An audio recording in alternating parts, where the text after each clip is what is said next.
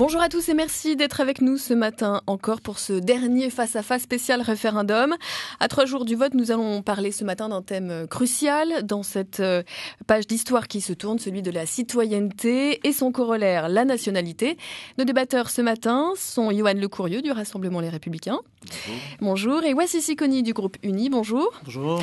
Alors messieurs, la citoyenneté aujourd'hui est définie par le droit de vote. En tout cas, c'est être électeur aux élections provinciales. C'est la citoyenneté calédonienne. Et l'emploi local aussi. Et l'emploi local. Dans quelles conditions, Wassissi Koni de l'Uni, cette citoyenneté doit-elle, peut-elle s'ouvrir selon vous ? Dans quelles conditions cette citoyenneté va-t-elle s'ouvrir ? Quelles conditions vous, le FLNKS, vous exigerez pour qu'elle soit ouverte à l'avenir ? Elle sera ouverte au cas où le pays accédera à la pleine souveraineté. Et dans quel développé, c'est-à-dire on l'a entendu à l'issue. Oui, on a entendu l'après nos meetings. Ça, c'est quelque chose qu'on le fait à chaque fois. On explique à nos gens, pour qu'il n'y ait pas d'ambiguïté, c'est que le jour de l'accession de notre pays à la pleine souveraineté, donc les gens qui ont voté au référendum le 4 novembre prochain, et puis ceux qui ont voté pour le provincial, donc c'est quand même, l'éventail il est assez large. Donc ce sont ces personnes qui accéderont à la pleine souveraineté et auront la nationalité du nouvel État. Alors donc, ça c'est cela. le basculement de la citoyenneté à la nationalité. Oui. Pour les autres, qu'avez-vous prévu ? Pour les autres, les gens les Français, ils ont le droit de choisir aussi la nouvelle nationalité du pays, mais c'est une loi du pays qui va déterminer ce choix-là. Parce qu'eux, ils ont gardé la nationalité française, et puis cela, par la loi du pays, par la loi du pays qu'on va définir, il y aura des modes d'acquisition de la nouvelle nationalité. Yoann Lecourrieux, pour le nom, très simplement, comment vous envisagez l'évolution de la citoyenneté, non pas demain, mais dans 5 jours ? Déjà, nous sommes très heureux de notre nationalité française et on s'aperçoit que c'est pour cela qu'on prône le non, parce qu'on veut garder cette nationalité française. Et on s'aperçoit, à travers différentes études, que le passeport français est même l'un des passeports les plus recherchés dans le monde, ce qui assure certaines garanties au niveau des droits et des devoirs de chaque citoyen. Et sur l'évolution de la citoyenneté, on s'aperçoit depuis 20 ans que des mouvements politiques ont essayé de restreindre cette citoyenneté. Et à l'heure actuelle, plus de 15% de la population calédonienne, presque plus de 35 000 personnes, sont exclues de cette citoyenneté et de tous les droits que cette citoyenneté ouvre à l'heure actuelle, que ce soit au niveau du travail, au niveau du droit de vote et autres. Et donc, il est nécessaire de revoir cette citoyenneté dès le lendemain de l'élection, car même au niveau international, les instances ont indiqué que cette restriction a été transitoire. Et donc, on arrive même à des cas difficiles, c'est-à-dire que nous avons des enfants nés par exemple en 99, qui ont vécu toute leur vie en Calédonie, qui ont fait leurs études, c'est leur pays. Certes, leurs parents ont fait ce choix de venir s'installer durablement en Nouvelle-Calédonie. Et ces enfants, dans la situation actuelle et dans le projet de loi proposé par les partis politiques qui veulent l'indépendance de la Nouvelle-Calédonie, ces enfants-là, à l'heure actuelle, ne peuvent pas être citoyens de leur pays. Et donc, je pose moi la question à mon collègue, c'est-à-dire, est-ce que c'est ce type de citoyenneté que l'on souhaite pour la Calédonie de demain, ou est-ce que c'est plutôt une citoyenneté qui permet à toutes les communautés de ce territoire d'intégrer, je dirais, la volonté politique que nous avons chacun de construire cette communauté de destin. Wassissi Koni. Donc, sur la nationalité française.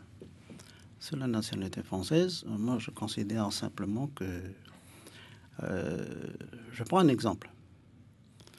On a un passeport français. Et quand on va en France, on a un souci avec ce passeport, c'est que quand on passe dans les postes frontières, les gens nous regardent si on est vraiment français ou pas, quoi. Alors, on essaye de venir avec... Alors, il y a 2 couloirs. CE, donc c'est pour le passeport européen. Et l'autre côté, passeport étranger. Alors, nous, quand on arrive, on nous contrôle, puis ils nous regardent vraiment si on a vraiment un passeport français. Alors, bon, que ce soit nous ou que ce soit les autres ennemis, c'est pareil. C'est-à-dire qu'on a peut-être le passeport français, mais on n'a pas le même regard. On n'a pas du tout le même regard. On a les mêmes droits. Ce passeport c'est un droit. Fait en Nouvelle-Calédonie donne les mêmes droits malgré tout. Mais sauf que, quand vous êtes là-bas au contrôle frontière, c'est que là-bas, c'est le contrôle à la faciès, comme on dit. C'est pas. On peut être très bien français, mais les choses qui nous arrivent un peu dans les postes frontières, c'est pas. Moi, je comprends que M. Le Courrier, quand il passe, il n'y a pas de souci. Mais nous, quand on passe, on nous regarde 3 fois. On regarde si vous êtes vraiment français ou on vous regarde, vous n'êtes pas africain parce que vous n'êtes pas tellement noir. Vous n'êtes pas machin, mais vous êtes un peu marron. Donc, vous sortez d'où d'abord? Donc, voilà, la chose qui nous arrive, c'est quand même un peu compliqué. Donc, les passeports français, nous, on dit simplement que les gens, quand on a un passeport de chez nous, les gens disent, vous êtes d'où? On dit, notre pays, c'est Kanaki, Nouvelle-Calédonie. Les gens, ils regardent. Bon, OK, ça passe. Parce que l'identification de la personne par rapport à son passeport, l'identification de la personne par rapport à son pays, l'identification de la personne par rapport... Les lois internationales disent quoi? Le pays, et les gens qui habitent le pays, ils s'identifient par rapport à quelque chose qu'ils ont. Un territoire, une population et une nationalité. Est-ce que vous êtes pour la double nationalité dans votre projet d'accession à l'indépendance? Mais c'est ça qu'on propose. C'est ça qu'on propose. C'est la double nationalité, c'est quelque chose qui est permis. C'est quelque chose qui est permis. Et si on veut ouvrir la citoyenneté de ce pays, ce sont ces gens-là qui vont devoir choisir s'ils veulent rester ici. Ils auront la double nationalité. Ils ont les mêmes droits que les gens d'ici. Et en plus, ils peuvent aller ailleurs. En France ou en Europe. Puis même pour ceux qui sont ici, qui seront la nouvelle nationalité du pays, moi je dis tout simplement qu'il y a beaucoup de choses qui sont dites et qui sont fausses. Parce qu'avec les pays africains qui ont été anciennement colonisés par la France, quand ils vont en Europe, comme c'est des gens qui font partie des groupes ACP, ces gens-là, ils ont le droit d'aller là où ils veulent en Europe, parce que ce sont des personnes qui ont connu la colonisation comme nous, et ce sont des gens qui peuvent aller facilement en Europe. Le Vanuatu, c'est pareil. J'ai un copain au Vanuatu, il travaille à l'UNESCO, à Paris. Mais lui, son passeport, il passe facilement. Il passe facilement les frontières. Alors, Yohann Le Courrieux, est-ce qu'on peut devenir indépendant et garder finalement les mêmes droits sur le sol français, comme le dit ou l'espère Wassy Sikoni? Non. Je dirais simplement, le pays indépendant décidera.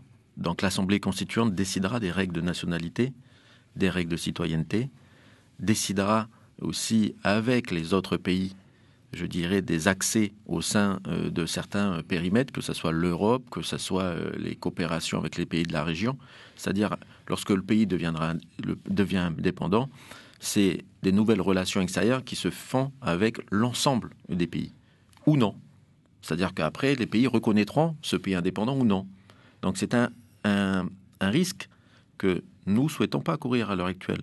À l'heure actuelle, on a une nationalité qui nous permet d'accéder quasiment, comme je vous disais, partout dans le monde. Et avec... Pourquoi ce ne serait pas le cas avec une nationalité du nouveau pays indépendant, une nationalité je ne sais pas, moi, à l'heure actuelle. Quelle garantie on a? Quels accords sont passés avec les pays? Alors, c'est-à-dire qu'il faut devenir indépendant avant de voir? Moi, je ne sais pas ce qui va être autorisé par la communauté européenne. Je ne sais pas ce qui va être autorisé par les États-Unis. Je ne sais pas ce qui va être autorisé par les autres pays indépendants. C'est-à-dire qu'à l'heure actuelle, on nous dit devenons indépendants. Et puis après, notre nouvelle nationalité, elle sera reconnue par le monde entier. Mais c'est un saut vers l'inconnu que beaucoup de gens ne voudront pas prendre ce risque. Aux États-Unis, on ne rentre pas comme ça. Même avec un passeport européen. Aux États-Unis, on ne rentre pas comme ça. On rentre avec des trucs maintenant électroniques. Mais pour répondre à l'interrogation du Yohann Le Courrieux, est-ce que vous ne craignez pas justement des difficultés pour la faire accepter à l'international, cette non, justement, parce qu'une fois que vous êtes reconnu à l'ONU, il n'y a pas que le passeport français qui est à l'ONU. Là-bas, il y a au moins 490 pays qui sont à l'ONU. Donc, quand vous êtes admis à l'ONU, votre passeport, il est reconnu par les membres qui appartiennent à l'ONU. Donc, une fois que le pays, au niveau international, il est reconnu, votre passeport, au niveau international, il est reconnu. Et vous passez partout avec ça. Quand vous avez des accords de coopération avec un tel. Ici, dans le Pacifique, avec les pays de la Mélanésie, qu'est-ce qu'on fait? Mais quand on y va là-bas, on y va tranquillement.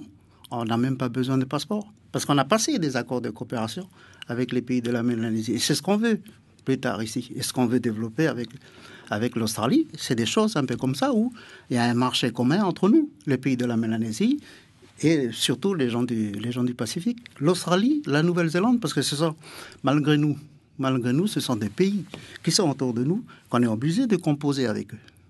La France, c'est trop loin pour nous. Yohann Lecourrieu, cette citoyenneté, vous l'avez dit, pour vous, si on reste dans la France, elle doit s'ouvrir. Quand, comment? On sait par exemple que les Républicains calédoniens font une proposition de l'ouvrir rapidement, d'ici 2 à 3 ans, et adossée à une durée de résidence de 5 ans. Quel est le projet, la proposition du Rassemblement? Nous, on dit depuis très longtemps qu'il faut cette citoyenneté restrictive n'est pas tenable.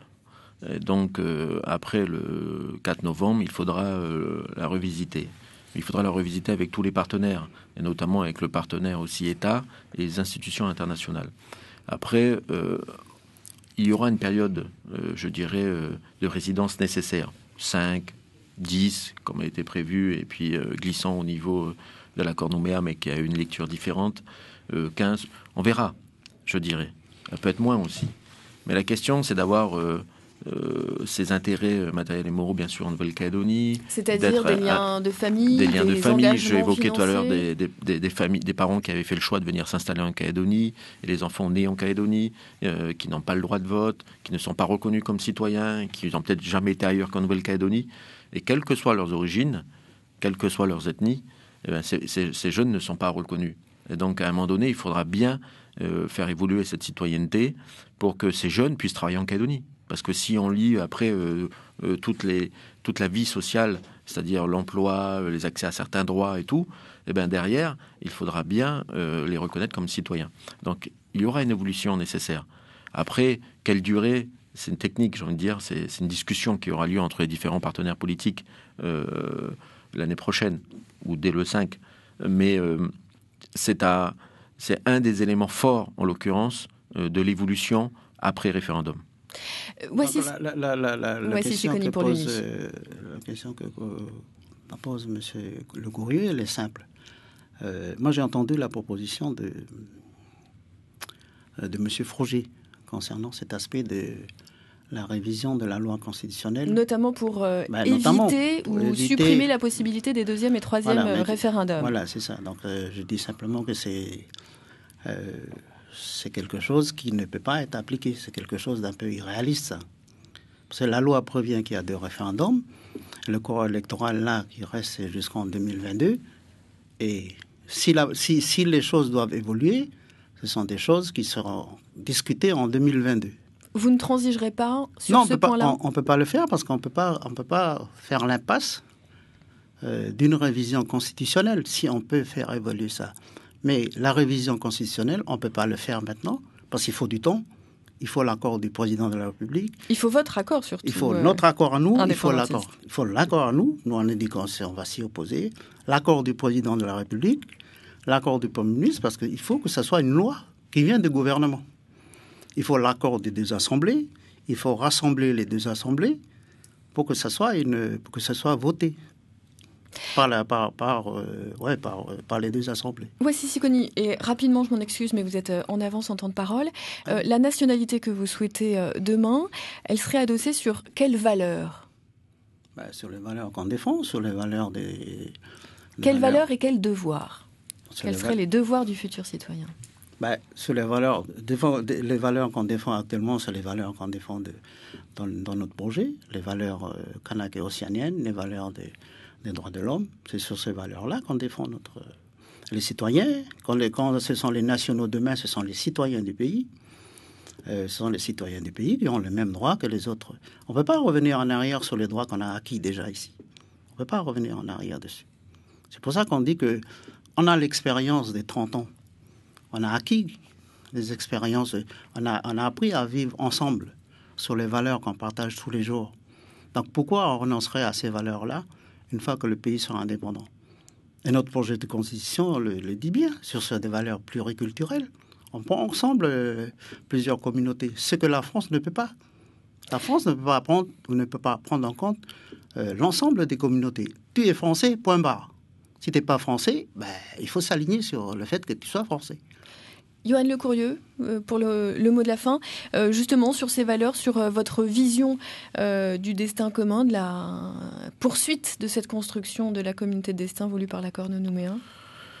Nous souhaitons une citoyenneté la plus large possible, qui respecte l'ensemble, je dirais, des valeurs océaniennes, parce que la Calédonie a de nombreuses communautés chrétiennes et bien sûr républicaines. Et donc c'est dans ces valeurs-là que nous souhaitons que la citoyenneté calédonienne se construise. Et pour cela, rien de mieux que de rester au sein de la République française qui nous garantit à tous et à toutes de nous protéger et de nous donner des droits, je dirais, nécessaires à la construction de cette communauté de destin que nous souhaitons, et de manière équitable entre tous les Calédoniens, quelles que soient leurs origines. Et donc c'est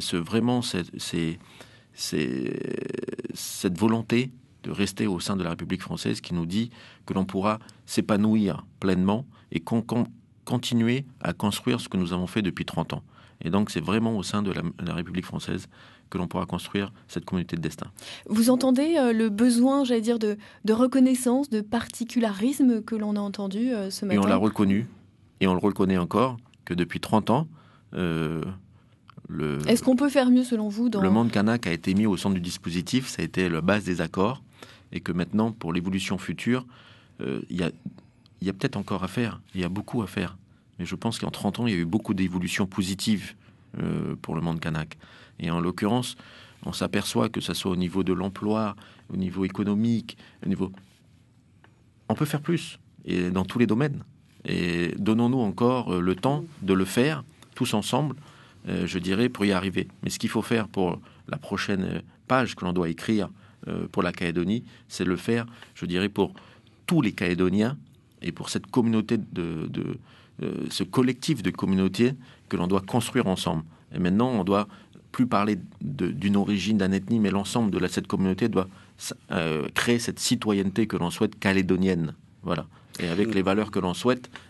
Alors, les valeurs de la République, c'est les valeurs de la Révolution. C'est les valeurs de la Révolution. Ouais, donc, il faut être révolutionnaire quand on veut faire quelque chose. Ouais, c'est pas les valeurs qu'on a. Bleu, c'est la République, ok. Le blanc, c'est la royauté, il est au milieu, et le rouge, c'est la révolution. Ouais, donc, il faut qu'on soit révolutionnaire dans ce qu'on fait. Pour l'UNI, merci Yoann Le Courrieux pour le Rassemblement Les Républicains. Merci à tous les deux d'avoir participé à ce dernier face-à-face à 3 jours de ce 4 novembre qui, évidemment, est d'ores et déjà une date historique. Merci à tous de nous avoir suivis. Restez sur La Première.